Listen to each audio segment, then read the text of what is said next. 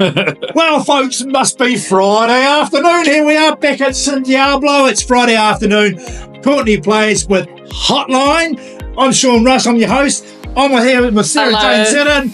And we're here with Jonathan Gilbert, known as Sonny from the Hut. Give him a hot hat. There you go, Sonny. How you doing? Sonny's such a cool. Okay, where's the Sonny thing from? Just let's start with that. Oh, to be honest, some guy at school didn't know what my name is. From the other side of the field, he screamed out sunshine. And it's just been that way. Oh, they used to call me handstand man because I was a gymnast. But anyway, we'll move on. We all have our secrets. So it's all right. Sonny, so tell me if you're running a Facebook site out in the Hut, dealing a bit like 10-7 or something like that. Do you want to talk us through it? Yeah, sure. We've got a Facebook group. Yep. We've got about 30,000 members. All of them have been approved by us individually. Wow. So it's a bit of admin. Yeah, it's a lot of admin, but sure. Yeah. And I'm going to ask as well, what exactly do you do? Where do you put up the cameras? How do you work?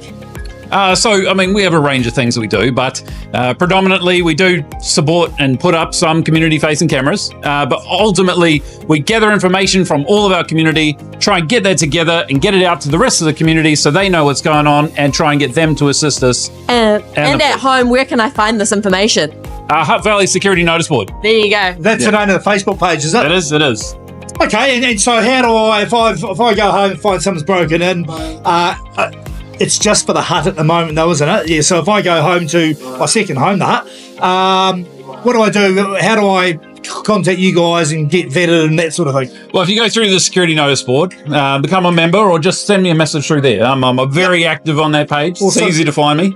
Yep. Just click on it, send me a message, have a chat about it, and we'll see what we can do. So what's the role of the police in this organisation? So basically, our job is to get this information together so that it can assist the police in actually charging these people with crimes. Do you work with the community policing guys? Absolutely. Yeah, I used to be one of those.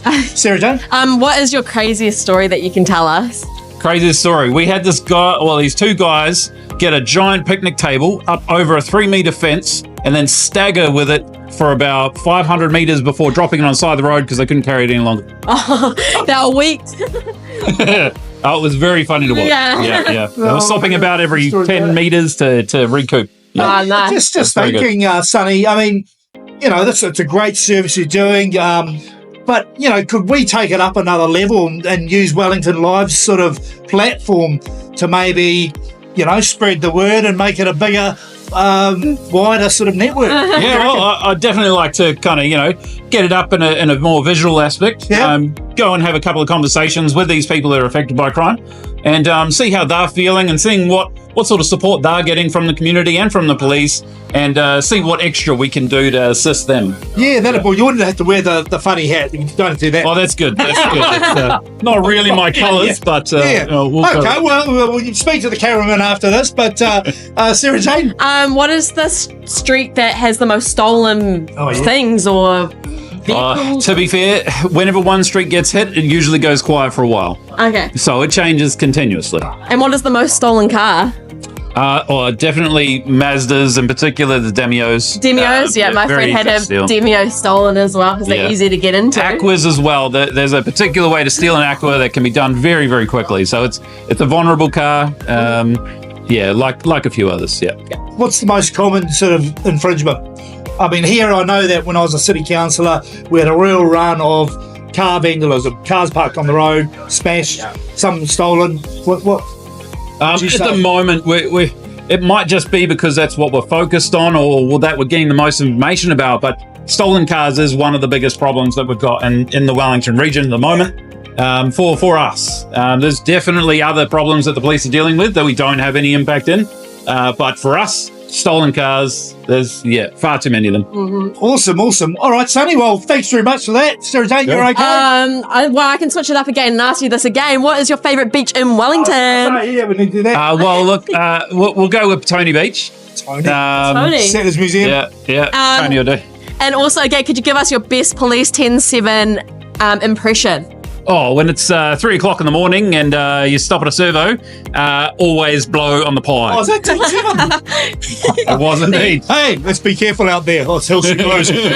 All right, so, well, thanks very much for coming on Hotline. I'm Sean Rush. This is Sarah Jane said, and that was Hotline for this afternoon. Cheers. Thank you, Sonny.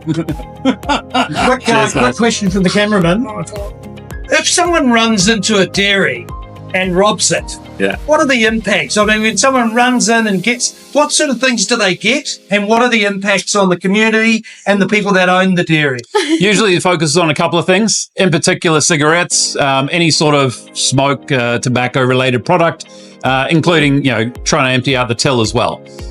Impacts devastating for the dairy owners, also devastating for the local community around the dairy because they're also affected. They know this has happened locally, and now it's a concern. Do they use knives or guns or anything? There's a whole range. They've used all of the above and many others, Have you ever been screwdrivers, robbed? the likes. Myself, absolutely. Yeah, You've multiple seen a times. robbery? I've witnessed it. Yep. So you're fairly well equipped to know what you're talking about. You know what you're talking about when it comes to crime? I would say that I'm more equipped than most others. You do the not police. top 10 they do better. crime scene investigation top 10 questions. We put it to people, and anyone that gets right gets a dozen beer. Go for gold. Go Okay. for gold. Which suburb in Wellington's got the most crime? I couldn't tell you specifically for the whole Wellington, but for Lower Hutt, it's unfortunately a mix between Taita and Nino. Which suburb has the most cars stolen? Well, again, it's pretty much Taita and Nino. Which suburb has the friendliest criminals? Friendliest criminals. Wherever they've got family. They're all good blokes. Which suburb has the most flat screen TV stolen? Oh, now we're getting into specifics. No, I wouldn't know. Okay, so one down. Which Sure. suburb has had the most murders in it in the last 10 years in Wellington? That would probably have to be Wainui. Drugs with most drug arrests. Nino. Okay, last two questions. I'm going to slow it down for you and give you an opportunity. Which suburb has the most drownings in it? For pools that aren't fenced. I was going to say the beach, but you're going to pools, so let's go with Central Lower Hutt.